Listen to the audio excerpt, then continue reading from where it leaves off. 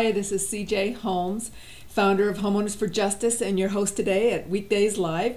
We're starting off Monday with some pretty exciting and interesting dots that we're connecting. I sent out a blast.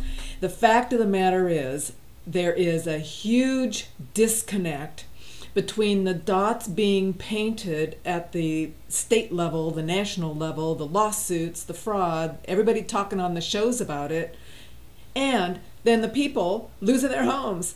Okay, we need to get these dots connected. We need to somehow take what is being said and done, connect with those people so that we can stop foreclosures. The people are still losing their homes, and that is what's absolutely outrageous. So thank you for joining. And I want to just point out today I've put together some little snips that really emphasize the high-level dots, and then we want to focus on how can we connect those dots to save the people's homes and save our country, save the dropping values, save people getting kicked out of their homes, save the tax revenues for the counties. You know the drill. It's all about that. So today we're going to show you several snips of Neil Barofsky in particular. And like I've said before, you can watch him and listen to just all kinds of shows everywhere about the problem. We're here to help fix the problem. What are we going to do? I'm focused on solutions, and I really appreciate everybody that's watching to help us focus on these solutions, because together we might be able to connect the dots. So there's some actions coming, and I want to put those out there for you so that you know what we're thinking of, what we're working on, because there's lots and lots of research and effort going on behind the scenes. Just real quickly before we move into some of those dots for starting out our week this week, I want to point out that tomorrow night is the showing of the movie Heist in Corte Madera with Democracy Now! If you'd like to attend, just let me know. I'll tell you where we're meeting. And there will be a discussion and a strategy session afterwards. We need, every one of us watching this, every one of us involved, needs to recognize that as each one of us reaches out and touches 2, 3, 4, 5, 10 other people, they can reach out. That's how the people can get organized and build. So come and join us if you can. Wednesday on the 13th, there's a contingency of Mendocino Occupy. We're going to go up to the recorder's office and we're going to start showing a recorder our documents, and there's some other things we hope to do at that time. So I'm working behind the scenes myself really well to try to connect these dots. So let's start through a few of these clips I've selected for you this morning with some articles. And that way you have a reference. You can go back and look at this live stream. You can go back and look at all the links if you want to find something. It's a really good way to find the links for this information. We start today with just about a minute or so of Neil Barofsky on one of Matt Taibbi's shows. He has supported Tim Geithner. Tim Geithner is the last surviving member of the original economic team. Tim Geithner's advisors are now populating different significant jobs within the White House. It's not that much of a stretch to say that Tim Geithner and Barack Obama have the same views, the same ideology, and the same approach to Wall Street. And even in the run-up during the campaign, Barack Obama confirmed his view that we need to have these giant too-big-to-fail banks, that we shouldn't go down the breaking them up or meaningful reform. And look, his administration led the fight against Brown-Kaufman. I mean, this thing didn't die because the evil Republicans overturned it. It died because the Obama administration put the kibosh on it. So, I think we have to accept the fact. And look, I went through this as a very strong Obama supporter when I went to Washington, along with my deputy. We were always making these excuses. Oh, if the president only knew what was really going on. But after a period of time, you realize, of course he knows what's going on. These are not Tim Geithner's policy. These are not Rubin's policies. These are not Larry Summers' policies. These are Barack Obama's policies, and his legacy is going to be defined by what happens under those policies, in my view. Okay, guys, there you have it. And this is the point. This is the point we've been making this whole year. It's not a D, it's not an R. That is not the point. The point is, are these people and elected officials and in these kinds of positions like the president and all these heads of agencies and the head of the Federal Reserve, are they for the banks or are they for the people? Come on, let's be realistic and let's stop looking at the designations, because that's just a confusion. It's just smoke and mirrors. It's just with the one hand, the bank's trying to get us mesmerized and going, oh, it must be the Democrats. Oh, no, it's the Republicans. Oh, no, it's this. Oh, no, it's that. Oh, no, it's not. It's none of that. It's either the banks or the people. Let's keep that in mind. I wanted to bring, here's a link I wanted to bring that about what Neil Barofsky actually said. This is a linked article that you can read, and it talks about, I just have to read this. This is what Barofsky said. Our entire housing system is built on a foundation of fraud. Okay, think about that. Think about that. Our housing system is where you and I live. We live in our housing system. We live with making loans, with doing transactions, with owning and buying and selling property. That's where the people live. So all of that is on a foundation of fraud. We've got a huge problem. And this is not just people facing foreclosure. This is not just activists. This is everybody. Everybody that has a house, renter, owner, buyer, seller, anybody involved in it, it's built on a foundation of fraud. That's a message we have to get out. Okay, here's the next little clip. The Wall Street bailout not only didn't work, it created a sucker class that has been screwed by the government. That's what Rolling Stone's Matt Taibbi says in his latest feature, Secrets and Lies of the Bailout. One of the things that struck me was just how many lies were told in the course of administering the bailout. And so I started just sort of compiling a list of all the different things that they told the public that turned out not to be true. And then sort of toward the end, I realized that the lie was the bailout, that was really part of the whole rescue effort, was telling the American public that all these companies were healthy when in fact they weren't. And they created this kind of dichotomy where there were some people who knew the real numbers and who knew exactly how viable these companies were, and other people who just didn't know the real numbers. So help me understand this, and Neil, feel free to jump in. Who knew and who didn't know? Because the narrative the American people had is that we were coming here to save America, to save the financial system, to stabilize things, and generally that everyone acted in good faith, and even when mistakes were made, people were generally acting in good faith. I'm hearing no. Well, I mean, it's hard to say.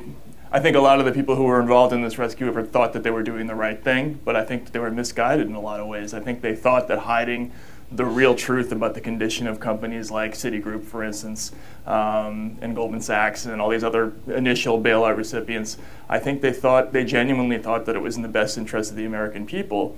But in doing so, to lie to them. Yeah, I mean, what they said when this was part of the capital purchase program, the original part of TARP, the first tranche where they just sort of directly injected cash into these companies. And all of these companies, they said they were only going to give money to companies that were quote unquote healthy and viable. Is that right? Yeah. Yeah, I mean, this is the very core, the original sin of TARP in many ways, was this whole notion that we have to fool the American people and pretend the banks are more healthy than they actually were in order to bring back a level of confidence. And this is something when, as Special Inspector General, one of our first reports was sort of detailing, all we did is we went and actually talked to the different principals, Ben Bernanke, Hank Paulson, Tim Geithner, and said, well, you said these banks were healthy and viable. What was your basis for saying that? And Geithner said, well, we didn't really think about that. And then Paulson said, gee, I thought Morgan Stanley was going to go next. Ben Bernanke said Goldman Sachs was soon to follow. So there was this level of deception that started TARP. And it's one of the real great costs of the financial crisis that I think a lot of people don't pay attention to, and I think Matt explains so well in this article, which is that there's a reason why people have lost so much faith in their government. And when it's exposed that the government has, in this very condescending way, has been deceitful towards us, it's really hard to get that trust back. And it's really one of the lasting legacies of the bailouts is that loss of faith in government. Okay, I would argue that one of the lasting effects is that 4 million people have lost their homes. So here you have, people that understand what's going on, and yet I feel like there's still a huge disconnect. They're laughing about lying to the public about the health of the institutions. And of course, you and I'm thinking personally, I don't know about you, but I'm thinking, let them fail. That is part of the capitalist system, is that when you make really bad bets and you screwed up, you take a hit. That is the point. Remember what Iceland president said? Just the fact that these banks are doing well is still not a good thing, because he was talking about the banks as he saw them sucking in all of these. It's a brain drain off of real good other companies building products and being involved in our commercial markets, of goods and services, where the banks are pulling the brains out so that they can develop more sophisticated, bad financial products that are going to just blow up the planet. So the fact of the matter is, this is the disconnect. Here's some dots. We're hearing them. They're saying it. We know what they're saying, but they aren't talking about the people. This is what's caused me to lose faith in the government. Not the fact that they lied, but also the fact that they refuse. They know what's going on. They're being told, and it doesn't make a difference. They're going to elect people, appoint people, and this is Obama. He's appointing people. We showed yesterday how he's appointing Pritzker to the Department of Commerce. She's a predator, subprime predator lender. We've got to get that stopped. There's more issues than just the foreclosure crisis. Remember, William Black talks about this is a river of fraud. They started with fraudulent loans. Now it's flowing into fraudulent foreclosures and fraudulent derivatives. It's a big issue, and we're focused on a narrow piece of it, relatively speaking, because it's people's houses. So here's another report I want to link, so that you can read the whole thing. I just need to show you the first paragraph. It says, during the month of January, that's January 2013, just last month, 14,500 homeowners received a permanent mortgage modification through HAMP, while 53,100 homeowners lost their homes to foreclosure. Now, that's not a good picture. That is not a good picture. And you're going to hear from another advocate today. I'm going to play another little blurb from Matt Wiedner about the fact is, this is our problem. It is the people's fault. We must speak up. And he was wondering, how come with this $25 billion settlement, the state attorney generals didn't use every penny to stop the foreclosure mills and to hold their feet to the fire and stop foreclosures in the state? But what they've seemed to do is to just speed up foreclosures. Here's another little dot we need to hear. One thing that I saw when I was at Treasury is that any voice that did not toe the official Treasury line wasn't just rejected and not listened to. It was mocked. It was ridiculed. I was cursed out by Geithner when I suggested that maybe they haven't been transparent enough and needed to have some more transparency. Was he feigning indignation as if how dare you, or was it just stay out of this? This is necessary for the American people. Rage, I would more describe it. It was really rage. And condescension too, though, probably, right? That you were wrong, or that you don't understand, all this stuff, right? But I guess what I'm trying to get at was it that your analysis was wrong, or that you did, or that he was attempting to convey that a sort of understatement of the severity of the problem is necessary to keep the American people on board and to stabilize the markets? Oh no, there's very little self and of looking within oneself within the halls of power in government. It was part condescension that anyone who disagrees is stupid or playing politics, coupled with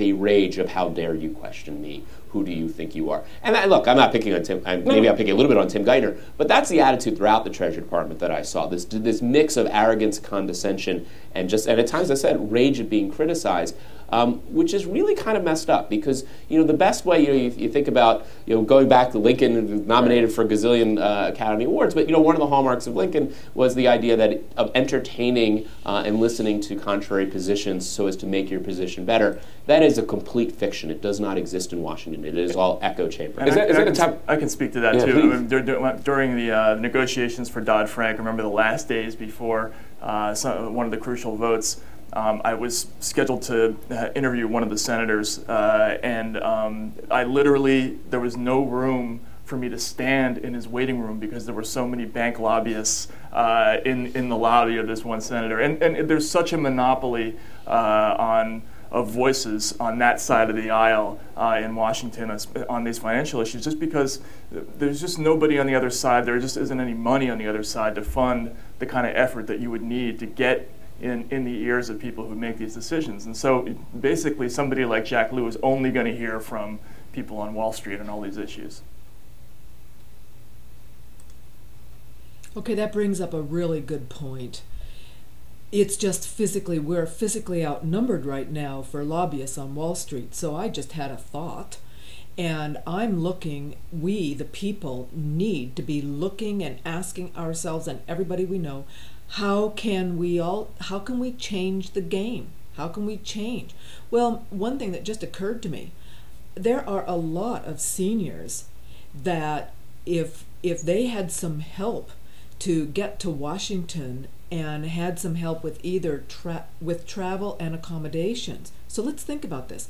What would it take to fill these senators' waiting rooms with seniors saying, what are you doing to our country? If Matt can't even get into the lobbyist room because it is so stuffed with lobbyists because the banks have all the money, how can we fight back? It's a thought I just had. I wanted to share it with you, and I know you guys are going to start thinking about it with me. Let's figure out something. Most of the people right now, myself, others, and in the generation age bracket that we're in, we're usually doing a second job. Some of you are securitization auditors. You're making money, trying to survive off of helping people fight foreclosure. Others of us, like me, are doing it sort of pro bono, and that's fine. But our generation, the people that are working, are not going to be as able to, stuff the halls. Now, here's one. We could go to the California state. You could go to your state, whatever state you're in, because I know many of you are in Florida and you're in other states around the country. Let's give this an idea. How about a bus? You know that some of these fighters, I do believe that, like trying to discredit the Occupy movement, there were some organizations that bust in disruptors, people that would give Occupy a bad name. So let's think about that. Help me. Give me the ideas. I'll put them right back out on live stream. And if you give me an idea, I'm going to want you to come on this show and share it. Okay, I have something here for you I thought was really great. This came to me from one of the members of Public Banking Institute. This is a very fascinating map. It's a marketplace map, and it talks about America underwater. Despite some bright spots in the housing market, many Americans are still struggling with depressed home values and underwater mortgages. Now watch carefully on the screen, see what happens, and then you can use the link yourself afterwards to pull up any state you like. But if you highlight, like right over here, I'm highlighting California, it says that right now in California, the number of mortgages is 6.7 million and change. The percent of mortgages underwater, 28%. And whenever they're underwater, think in your mind, this is the feeder pipeline to foreclosures. Because as more and more homes values go underwater, here's what you owe, here's what the home used to be worth, now here's what the home is worth, now it's way below. And research already shows that when it hits 50%, when the debt on the house is twice what the home is worth, many people do give up. They just give up and say, I don't want to pay anymore, that's crazy. I'll just take a hit and go find something else. And so here we've got 28% underwater. The house price index is 162, so it's higher priced, 100 being the average. And the foreclosure rate is 1 in every 43 units, and we are number 6 in mortgages underwater. Let's jump to Florida. Florida ranks number 2 in mortgages underwater. They have just over 4 million mortgages. 42% are underwater. This is horrible. This is horrible because we hear the fact Borofsky's telling us point blank that they've bailed out the banks. I've already linked on other shows, and I'll link again on this one, that article where Geithner was quoted saying, even if I had another $100 billion, it wouldn't give homeowner a dime. I mean, they're not going to bail out the homeowners, and yet we've got this horrific underwater debt. So here you've got a foreclosure rate, 1 in every 32 units. You can just go around the country. Texas, not so bad. 39th in mortgages underwater. Foreclosures, 1 in every 122 units. Indiana, 1 in every 72 units. Illinois, 7th in mortgages underwater, and 1 in every 39 units are going to foreclosure. So then you combine that with last month, 53,000 people lost their homes and 14,000 got a loan mod. What we see is a long-term, slow-moving tsunami taking away the houses, ruining the people's wealth, eliminating their down payment, ruining them, because once you have even if it's a short sale, you can't get a loan to buy. So you're a deadbeat, and that owner no longer qualifies for loans. So they have to either be a renter or borrow money from someone else, like another private investor, and with higher expenses.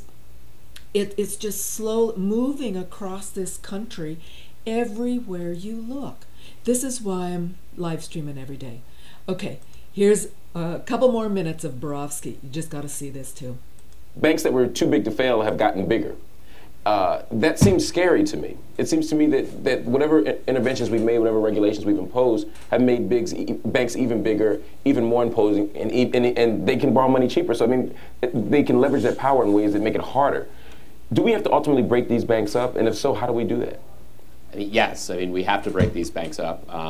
And, you know, as Matt said, by doing what we did in the aftermath of the crisis and essentially guaranteeing the banks against failure, it creates all these perversions. You know, the normal functions of capitalism don't apply to these institutions because of this assumption that they'll get bailed out again. And when you combine that with their increased size, it creates more and more danger and makes another crisis not only more and more likely, but in my view, inevitable. Just because you just follow incentives, and the incentives are there when you know and the market suspects that you're going to get bailed out, to pile up risk to make as much short-term profit so as to monetize that advantage that you have. So I believe you have to break them up. And Chinese menu, I'll take one from column A, one from column B, and one from column C. Let's go back to Depression-era laws that kept our system safe for decades and decades, like the Glass-Steagall Act. Right. Yeah. Let's have size caps on top of that as a backup. Let's have a lot more capital requirements. You know, so many of these banks still today. This just came out from Bloomberg a couple days ago. But you know, the amount of money that they actually have of their own equity as opposed to borrowing money, by one measure, is around 3.3%. That's 33-to-1 leverage. That means if their assets, however you quantify them, you know, go down by more than 3.5%, they're bankrupt, insolvent. We're bailing them out again. We need much, much higher capital, so they're betting with their own money, not borrowed money. Are they better off? Are they more risky in 2008? We don't really know. But what we do know is that they're not telling us. And we also know from last summer when Jamie Dimon and J.P. Morgan Chase had this huge blow-up with the London whale, that the people running the banks have no idea. So, like, that's why we got to break them up. That's one thing that's not going to happen, and that's one thing that seems to be necessary. That leaves me feeling really, really pessimistic about it. Well, not to make you more, this isn't necessarily going to cheer you up. It will happen. The only question is it going to happen after another financial crisis that'll be much more devastating than what we saw in 2008? And look, if I was going to be a betting person based on what you said, that's the most likely path that we're on. we're going to have a financial crisis that is going to make all this discussion about fiscal cliffs and debt. We're going to see $4, $5, $6 trillion of a fiscal hit that's going to come with that crisis. It's going to wipe out everything that we're talking about today. We're going to have unemployment that's going to be in double digits for a long period of time, and it's going to be devastating. But you know what? We are finally going to break up the banks. Okay, that's scary. And the fact is, if you watch live stream, I think it was last week, I showed you a clip on 2 weeks ago, on the derivatives. And I keep bringing these facts up so that you can go back and watch those shows, because the fact of the matter is we already know, it's already talked about, it's already calculated that just 2 banks have $150 trillion in derivatives that they are on the hook for. They are looking to the Federal Reserve and the people, you and me, and the assets of this country, I guess, at a $15 trillion gross domestic product to be a backstop for $150 trillion just for 2 banks. So when he talks about we're going to have another something blow up and it's going to be horrible and double the people, half the people that lost jobs can't even find jobs. They don't even talk about that anymore. These people fell off that unemployment list, so they don't get counted. I don't know. Do they quit eating or something? I think this is the most insane manipulation I've ever seen in my lifetime, where they take statistics and literally lie by not including, millions and millions and millions of people. So we have 26 million, I believe, that are unemployed. Those are or underemployed that I've read. And some counties have way higher unemployment than what is official. And so now we've got the threat of some bigger, nastier event. Because we didn't fix it the first place, it just festers and grows. So this is why we're working as hard as we can to connect these dots, to stop the banks, shift over the credit creation to public banks. That's how that flows into this.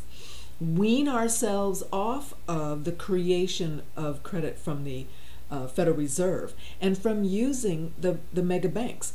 Let them pop and fail without hitting the people quite so much. That's some of the strategy that we're trying to figure out. How can we get this out to like another 50 million people so that we can make it happen? Because that's what it's going to take. Okay, I wanted to point out, here is the link, and I will have this both on the website, Homeowners for Justice, and the comments for today, about HAMP. Here's where you can actually find the program. Here's the handbook and guidance, the servicer participation agreement, the income calculation worksheet, the NPV model documents. So for those of you interested in knowing more specifically about HAMP just on your own, this is the place to go and take a look at. This can help you in your own little OCC complaints. You can pull up and say, well, the NPV, according to the model document, I should work, and then they're denying my loan. What's that about? And don't forget, in California, you have a right to appeal every loan modification denial. So appeal, appeal, appeal. Appeal till you get one. And then when you get one, complain, complain, complain that they still force you to agree to MERS. That's my recommendation. It's under I would call it the extortion provision. They will say, if you don't take this, I'll foreclose. Even though their foreclosures were based on fraudulent inducement, and you and I know this, but this is one of the issues. We have to connect all those dots in a manner that the people get some justice, not just the attorney generals, not just the banks, not just the foreclosure trustee mills that just make oogobs of money while they take the houses and get paid. I'm going to have you listen to Matt's diatribe. He says it very well. And we need to get this on the record. Thanks, Matt, already for foreclosure fraud. I've already talked to him. I've asked him to be on the show. I've told him specifically what we're doing to actually get these dots connected, to get the people to speak up. So after this, we'll be sharing that next. 2013 promises to be the most dangerous and disastrous year for consumers all across this country, and especially those consumers here in the state of Florida who are suffering through foreclosure. And it will be such a disastrous year because of you. It's your fault. It's your fault because you're not doing nearly enough to go out there and protest what's happening in your government. You're not doing enough to go out there to support your neighbors and to rail against this government, which is abusing citizens, not just in this state, not just in this country, but all across the world. Now, I'm going to get a little bit off topic here, and I'm going to talk about what's happening in this country right now. We live under a regime with a president who is killing innocent women and children all across this country. Recently, we're getting disclosures about these drone strike programs, but you need to understand especially what's happening in this country. We have a president of the United States of America who has articulated a policy that he could kill innocent citizens all across this world with little or no evidence against them. He has articulated a policy that there is no due process. He has articulated a policy that the United States military can engage in the killing of American citizens, not in the theater of war in countries all across this world, and he's doing it with impunity.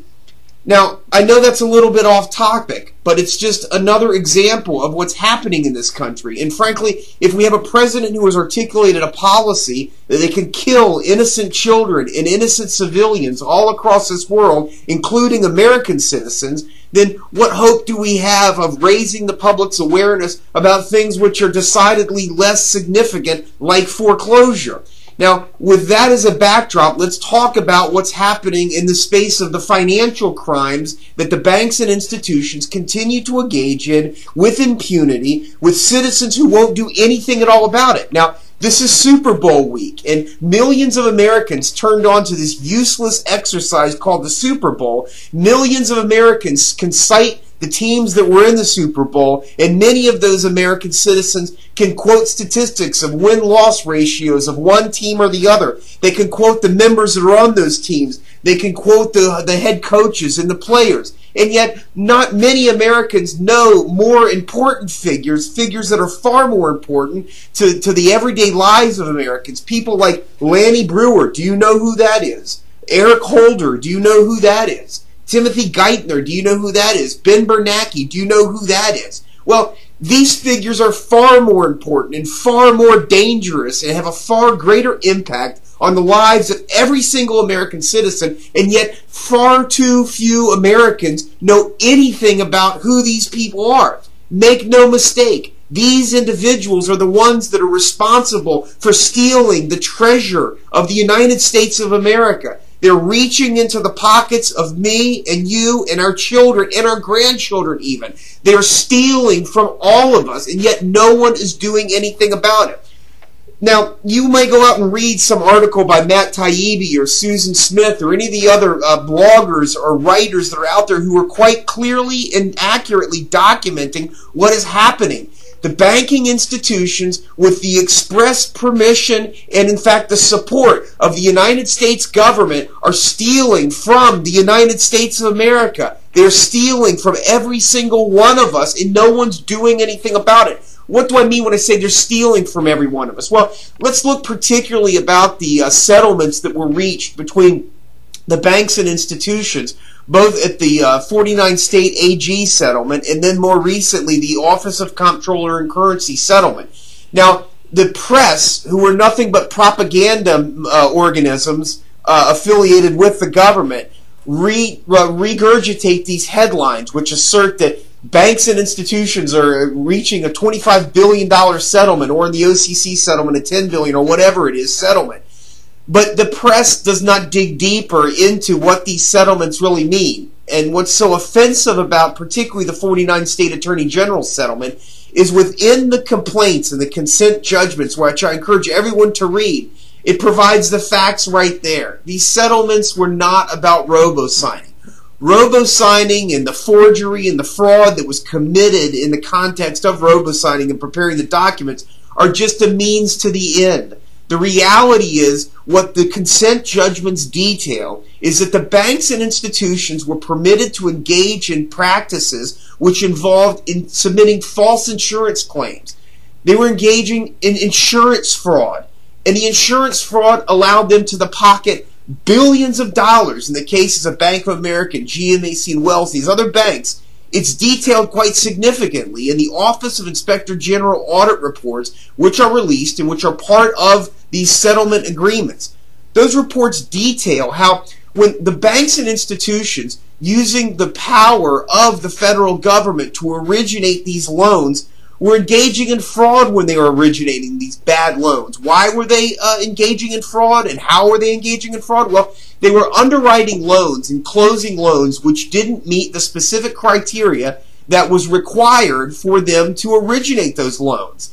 And the reason they were doing it is because when they originate more and more of those loans, they're able to put more and more money into their pocket and then shift off these bad loans to you and I as taxpayers through their emissaries, the Fannie and Freddie. So when Bank of America originates a bad loan which completely ignores the underwriting criteria, they originate that loan for $100,000, Bank of America does, then they put a few $1,000s into their pocket and then sell that bad loan off to Fannie and Freddie. Well, because it's a government-insured loan, the risk of that loan going bad is now transferred to Fannie and Freddie, and when it goes bad, Bank of America simply makes a claim on Fannie and Freddie for which they are paid. Happens next is that once that loan goes into default or in foreclosure, Bank of America, the institutions, engage in fraud in preparing the documents that are used to ultimately obtain title to that property, either in the foreclosure proceeding or in bankruptcy. But they suffered no consequence for engaging in this faulty document preparation, which ranged from sloppy to reckless to fraud to forgery. But again, they suffered no consequence for that. The banks and institutions were allowed to engage in originating a loan improperly, servicing a loan improperly, foreclosing, engaging in fraud and forgery to prepare that paperwork in the context of that foreclosure, and now ultimately gain title to that property, all the while continuing to suck more and more money out of you and I as taxpayers and the federal government and put it into their balance sheets and in their pockets. None of them have suffered any consequence for doing so, because even the penalties, the light penalties that were assessed by the federal government, the attorneys general, in the context of these foreclosures, don't really come out of the bank's balance sheets. They come out of you and I as taxpayers. They come out of those who invested in those banks. But the problem is no one is doing anything about it. No one has screamed loud enough about what a travesty, what treason in fact it is. Treason because the banks and institutions have been permitted to steal from taxpayers. They've been permitted to reach into the pocketbook of every single one of us as taxpayers and pocket that money. Well, here in the state of Florida, currently, even this week, the Florida House of Representatives is considering a bill which would dramatically change the landscape in foreclosure. The bill has an express purpose of speeding foreclosures along. And the problem with this is that the federal settlements, both the 49 state AG and the Office of Comptroller and Currency, articulate and document quite clearly the wrongdoing that the banks and institutions were permitted to engage in. Now, in the face of absolute proof that the banks and institutions were engaged in wrongdoing, and now the documentation and the admission of this in the context of these settlements, what our state should be doing, rather than saying, hey, now that we know clearly you were engaged in wrongdoing, and we're just going to forget that and let you get on your way, and in fact we're going to fund you going on your way in a much quicker manner. Rather than doing that, our state should be using these settlements as the framework to say, you engaged in wrongdoing, you engaged in criminal or just improper conduct. And as a result of that, we're going to hold you accountable. We're not going to reward you by speeding foreclosures along more quickly. No, no, no. We're going to make you stop and slow down and be accountable to the general public that you were defrauding and stealing and robbing from. Our state's not doing that. As part of the 49 state attorney general settlement, what our attorney general and legislators and policymakers have done is to say, as part of the fine that you pay, $5 million, we're going to use that money to speed foreclosures along. We're going to take the money, which was expressly set aside and should have been used to, quote unquote, help consumers. Well, we're using $5 million of that money. We're providing it to the court system. And what the court system is doing with that money is speeding foreclosures along more quickly. Now, I don't think that speeding foreclosures along and rushing a homeowner towards a final judgment of foreclosure that will end up them thrown into the street in any way can be calculated or articulated that helps consumers. And yet that's precisely what's happening here in the state of Florida.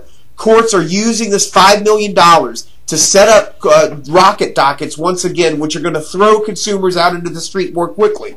Now, here, even this week, the Florida House Civil Justice Committee is meeting to consider this new legislation, the Florida House Bill 87. This bill is bad for consumers. It will only lead to people being thrown into the street more quickly. It's a backdoor bailout for the banks and the title insurance companies. And yet consumers aren't reaching out to their legislators and screaming bloody murder that this shouldn't happen. They shouldn't be allowed to move this legislation along more quickly. The comments that I hear from our state legislators is, we're not hearing from consumers at all. And so in the space of that, what are legislators going to do? They're going to pass this bill along, and our neighbors are going to be thrown into the street more quickly. The 370,000 or so cases that are currently pending that consumers are suffering in right now, they're going to be moved out into the street more quickly, and the banks and institutions are going to be rewarded for their improper conduct. Why? Because consumers are not speaking out. Consumers are not calling their elected representatives and senators and telling them, I'm sick and tired of the banks and institutions getting bailed out on my back. I'm sick and tired as a taxpayer of these institutions robbing us and you as legislators not doing enough about it. Make no mistake, because you as a consumer, you as a voter are not doing enough, the banks are getting away with it. The legislators are going to pass this. This should be a rallying cry to you as a consumer. When bad things are happening right here in front of your face and you're not doing enough, you're not reaching out to legislators and representatives and telling them to stop. You're not reaching out to your courts on a local level and saying, I won't permit rocket dockets to continue. I won't permit this desecration of due process in our court system. Then you are going to suffer the consequences for it. It's time for you to get involved. It's time for you to reach out to legislators and court systems and go into your courts all across this state. Watch what's happening in foreclosure courtrooms and say enough is enough and need to stop. Because if you don't, things are only going to get worse. Very well said. And I would like anyone listening to help us create some method by which individuals who've never been active before, homeowners, other people, members in associations, teachers of your kids, other people, to rise up and connect with our local representatives. Now, I'm in California, he's in Florida, but this is going to be true in every state in the union. Every person needs to learn how to better connect with our legislators. And I admit I'm weak on that. So can someone help me? Can you help me and help us somehow connect better with government and with the legislators that are the representatives in your district? I think maybe it occurs to me right off the top, if someone can help me get a list of all of the representatives in any state, whatever state you're in, which districts you have for House representatives and which ones are the Senate, so that anybody can check in whichever district they're in, be able to connect with their representatives. I personally believe as we make it easier so that when people go, yeah, I want to do that, like he says, do something, and I'm thinking, do what? Now what? What do I do? How do I do that? Who are my representatives? That can be automated. That can be set up. That can be an easy structure. Just go to this page. You can find your rep. Click them. If we could say that to people, then we would be more likely to get a higher return response when people hear calls to action like this. So help me out. If you have any ideas, if you can help do this, let me know. I believe we need to work on that. This is a very fascinating little 2-minute video from Catherine Austin Fitts, and she has just been demanding ever since I've known about her, that somehow the people get the dots connected to the fact that this whole mess started with fraudulent inducement. You just heard Matt talk about it.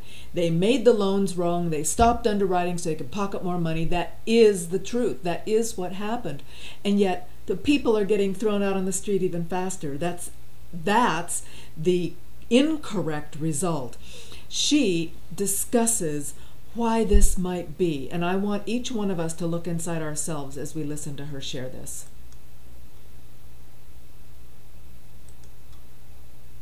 The red button. You never want to have an epiphany in the middle of a speech, but I did. In the summer of 2000, I was speaking to a wonderful group of people called Spiritual Frontiers Foundation International. And they have a conference once a year to talk about how they can help evolve our society spiritually. So they're very dedicated, wonderful people. A friend of mine had asked me to give a speech called How the Money Works on Organized Crime. And in the middle of the speech, I was describing the fact that a reporter who was I was doing research for had been told by the Department of Justice that the U.S. economy and financial system launders $500 billion to $1 trillion a year of all dirty money. So I said to this wonderful group of spiritually evolved people, what would happen if we stopped laundering $500 billion to $1 trillion a year of all dirty money? So we had a little interaction, and they said, well, you know, the stock market would go down because that money would leave and go to Hong Kong or Singapore or Zurich, and we'd have trouble financing the government deficit because we would offend the people who control that money and the accumulated capital for many years thereon. And so our government checks might stop or our taxes might go up. So I said, okay, well, let's pretend there's a big red button up here on the lectern. And if you push that button, you can stop all hard narcotics trafficking in your community, your state, your country tomorrow, thus offending the people who control $500 billion to $1 trillion of annual dirty money. And so I said, who here will push the button? And out of 100 people, only one would push the button. And I said to the other 99, why would you not push the button? And they said, we don't want our mutual funds and our IRAs to go down in price. We don't want our government checks to stop, and we don't want our taxes to go up. And so that's what I call the red button problem. And what the Solari mission is about how do we turn the red button green? In other words, how do we make money pushing the red button? Because if we can make money pushing the red button, then we can push the red button. Classic self-interest. This is why, one of the reasons we don't get more owners on board. They feel if they step forward and stop foreclosures, it could be mistaken, but they think, it will hurt them. I know that we were told by the Attorney General's office back in July last year when we were, at the Capitol trying to get them to pass the Homeowner Bill of Rights, and the comment was made that legislators actually were saying, these are Democrats typically in the southern counties, which I thought was just insane because their counties have been devastated, but they were saying things like, well, if we stopped foreclosures, that would hurt small business.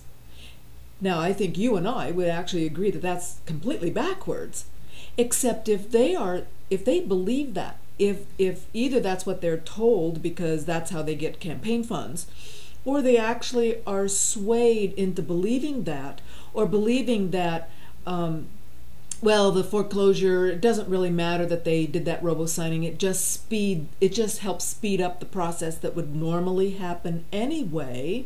These people quit paying, so take the house. Then they don't understand the underlying issues, of fraud and of theft and how this was created and the whole, if you will, abstract point behind it. That's how I feel personally. This red button that Catherine talks about and the fear of personal loss that a lot of people will think about, oh, I don't want to have personal loss, so I'll let somebody else push the button. That this is one of the biggest humps we have to get over. So let's figure out how to make the button green.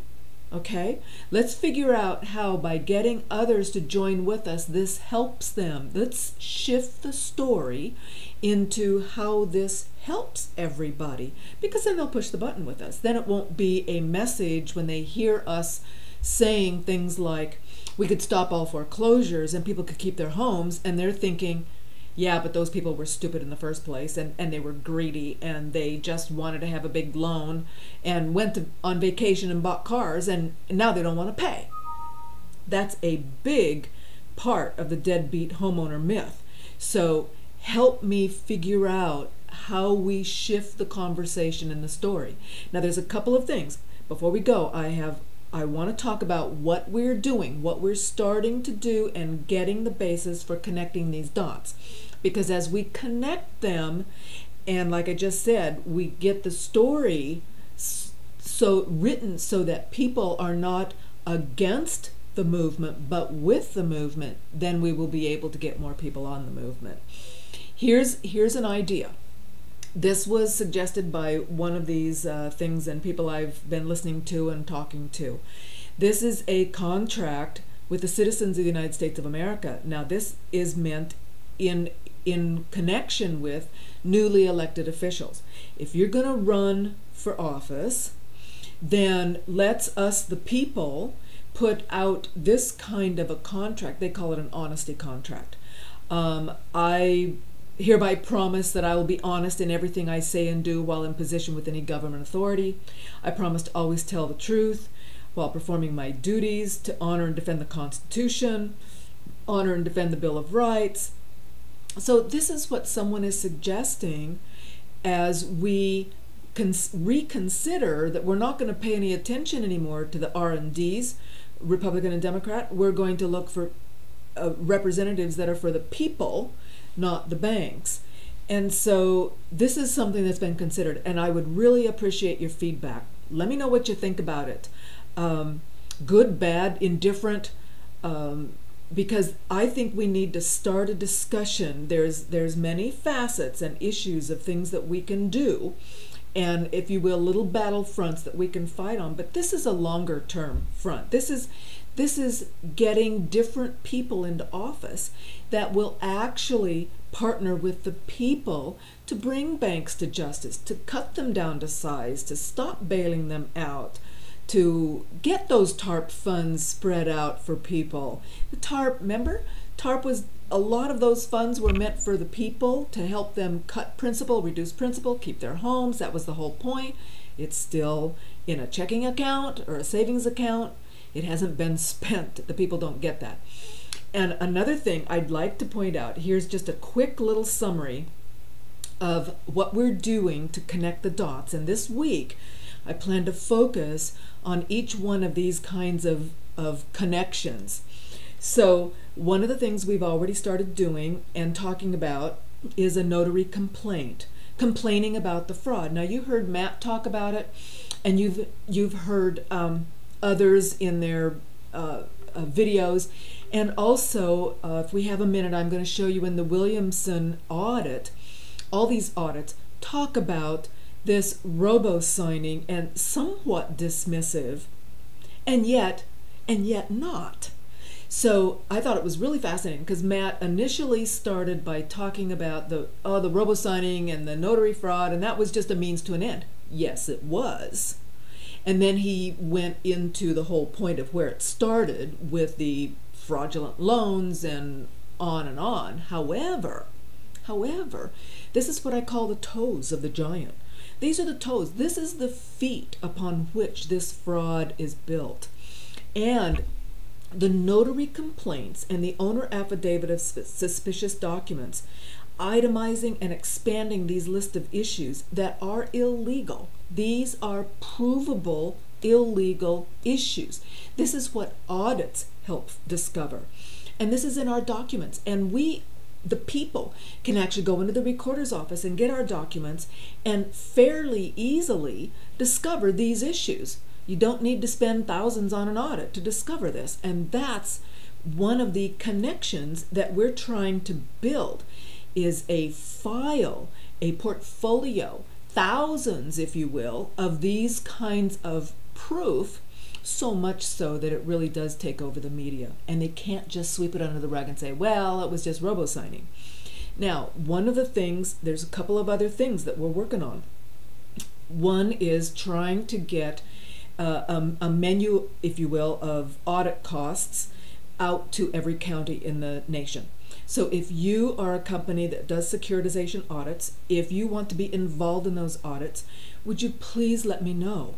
What Homeowners for Justice wants to do is to send out to every recorder saying, and supervisor, district attorney, saying, look, here's our list of auditors and they will work in your county, and this is what it would, the approximate cost per audit depending on these issues and how long it would take, and the kinds of fraud could be identified that were found in other audits, so that each county can make, if you will, a good financial decision of saying, I think we want to do a foreclosure audit, and the cost compared to the damages and what we could get out of it, it's pretty reasonable. We could get a pretty good return on that audit investment cost. So I'm working on putting these proposals together. Another thing I'm working on, I've got an attorney firm that told me verbally that they would sue MERS on behalf of any county nationwide strictly on a contingency basis. It would not cost the county any money or any liability.